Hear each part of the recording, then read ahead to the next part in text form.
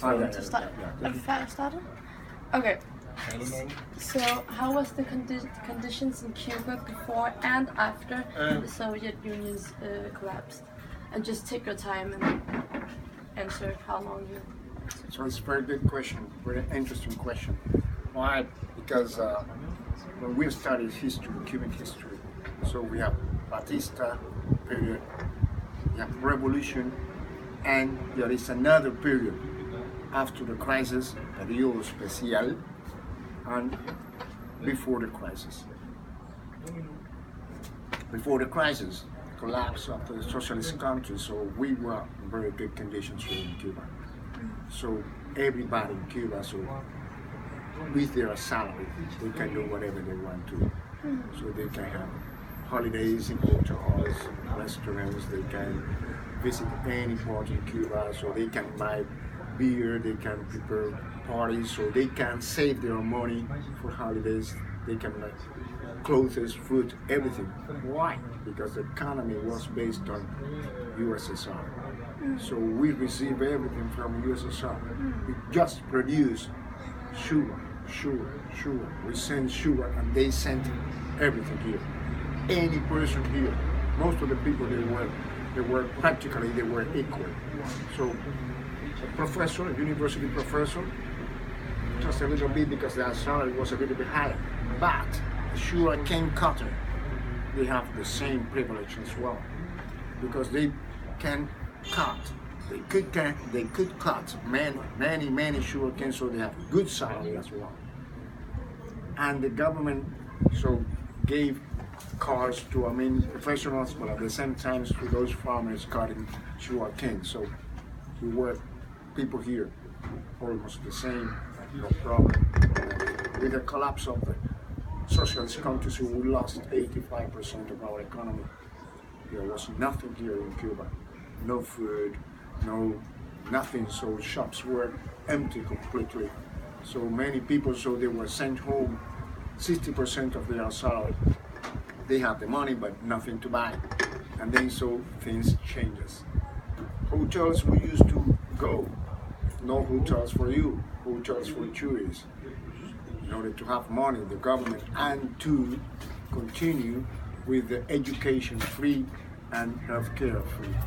So all this money was taken by the government to preserve achievements of the revolution, like education, healthcare, sports, and culture, right?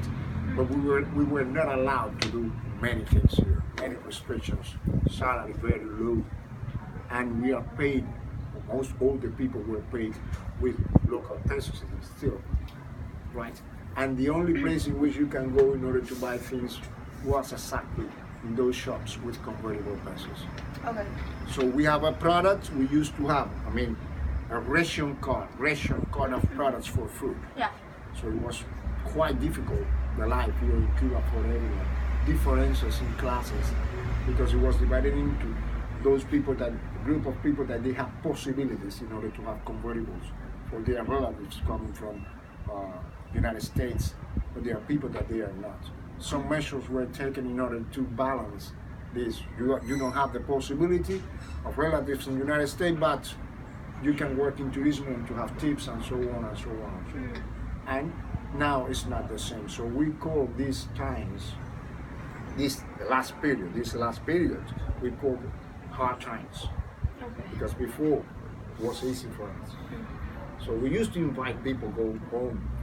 So tourists coming, so come on, you want to be here, because we had money, salary. Our money was valuable money. Nowadays it's a problem, and the government is trying to, balance our money with this currency, which is convertible. Okay.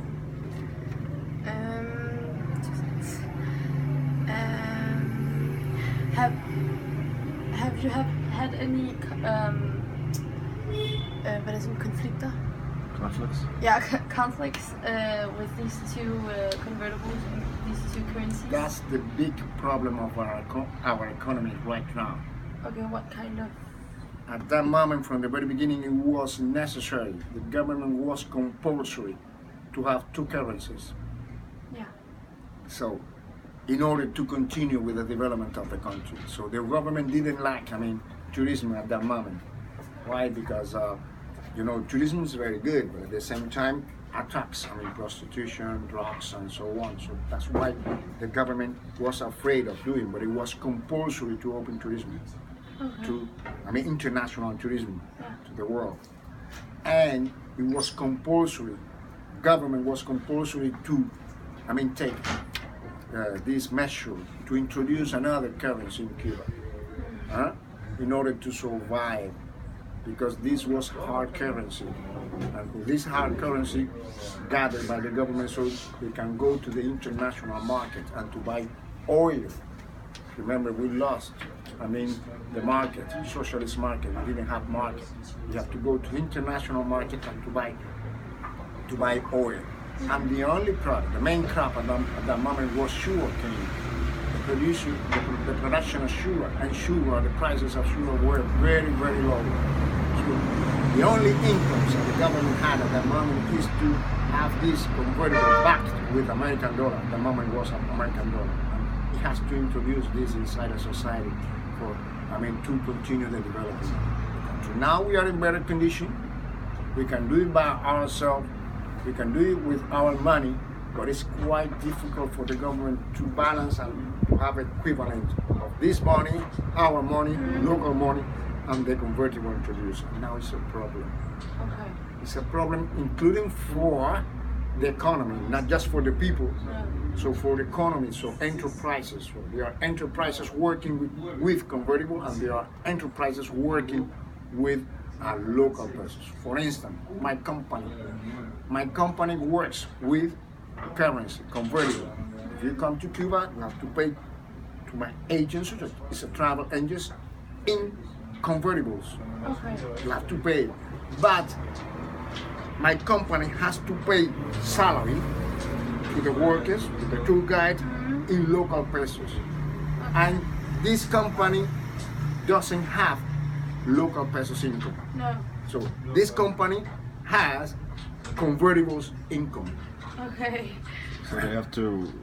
It's a problem for for our enterprise. In the case of Modesto Transtour Company, they can manage more or less, because they work for tourists, they have convertible incomes, but at the same time, when they finish with the groups, they go to the bus terminal and they take local people to travel in local pesos, and with these local pesos they can pay to the driver. Okay. And next question. Hvad med den der? Hvad forskellen mellem pesos og kuk er? Har han ikke så forklaret det? Hvad med? Vil nogen af jer spørge om det der med, at, altså sådan noget med